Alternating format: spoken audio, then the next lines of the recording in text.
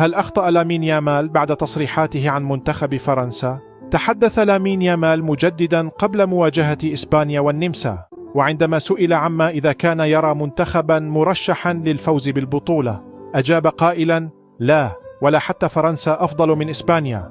وأضاف أن إسبانيا سبق لها إقصاء فرنسا في بطولة أوروبا ودوري الأمم الأوروبية، ولذلك لا يرى أن المنتخب الفرنسي يتفوق على منتخب بلاده. كما أكد أن ما قدمته فرنسا في أول 4 مباريات لا يعني شيئا، لأن كأس العالم ما زال في بدايته، بل وذهب إلى أبعد من ذلك حين قال إن إسبانيا ستقصي فرنسا إذا التقى المنتخبان.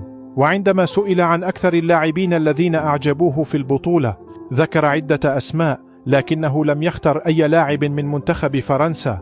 ورغم ذلك يواصل كيليان مبابي تصدر قائمة هداف البطولة، بينما يواصل عثمان ديمبلي التألق، ويتصدر مايكل أوليس قائمة أكثر اللاعبين صناعة للأهداف.